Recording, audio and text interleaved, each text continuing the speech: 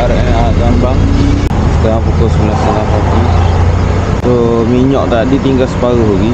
Lepas kita isi biafu. Sebab ada berani ambil risiko 70 kilo kau nak sampai ke Temerloh.